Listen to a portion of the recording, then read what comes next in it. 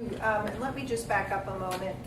If you've not visited Blackboard yet for this course, what we'd like you to do when you leave here this evening is to go into Blackboard right here along the left-hand sidebar. This is always how you're going to navigate the course, and course content is where you're going to find most of your information, okay? So that's what you're going to click on. And this introduction to the course, we'll leave this up all semester, so if you have questions, you can always go in here and take a look at the information. Okay, this first one, Introduction to Participation, and then also Facilitation. We start out with some participation basics, and before we get into those, let me just remind you, if you're sitting here thinking, well, gee, how do they actually grade us on participation?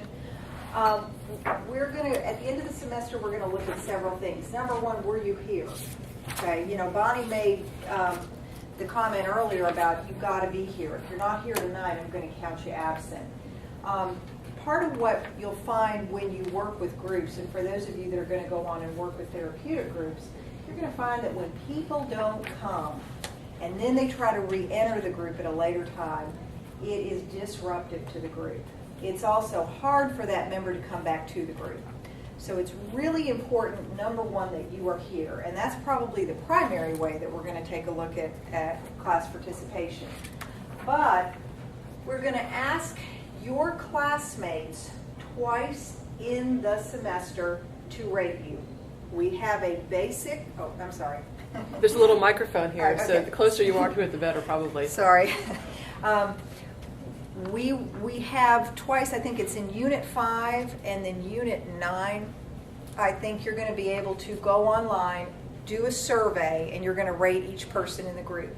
Now that participation survey is a 4-question survey.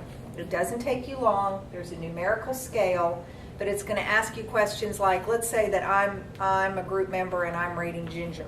It's going to ask questions like, does Ginger use her basic counseling techniques? Does she use good nonverbal body language when she responds to others? Does she respond to others? Does she ask someone an open-ended question, or does she, mainly not say much? Okay. So again, that's the other way that we're going to take a look at the end of the semester in regards to how you did.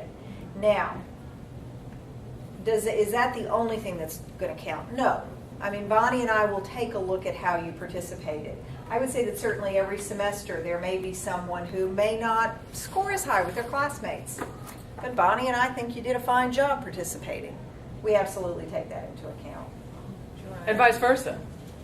There might be times when students rate each other highly, and we might feel that the student didn't step up and perform to the level that we would expect for somebody at this point in their academic program.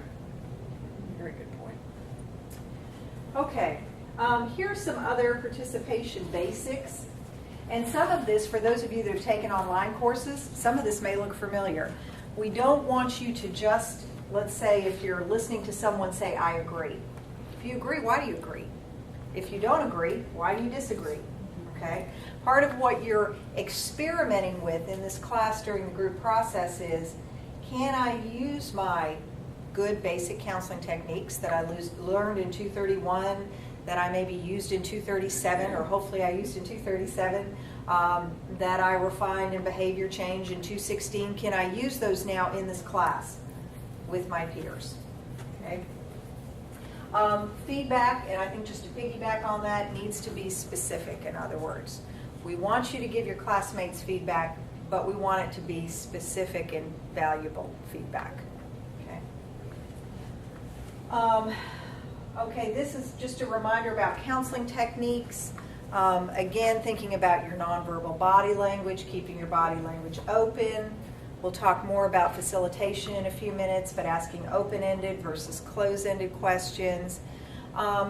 Being willing to use some paraphrases, a reflection of feeling.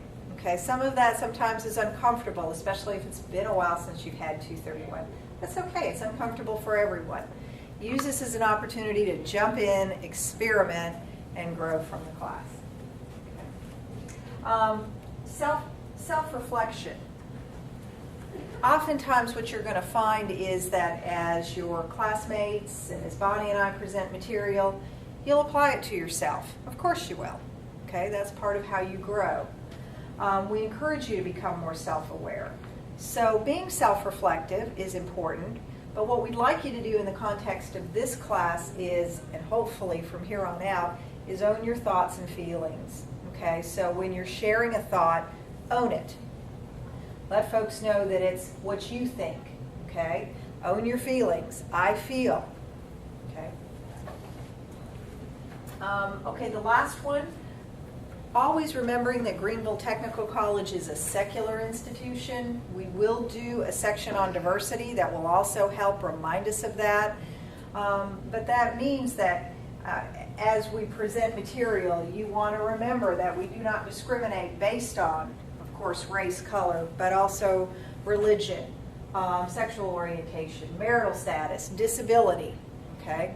So thinking about how you phrase things and not assuming, and I think this is probably what's most important, not assuming that everyone thinks like you, that everyone believes the same things as you. Okay. Do you want to add anything to that? Okay, facilitation guidelines.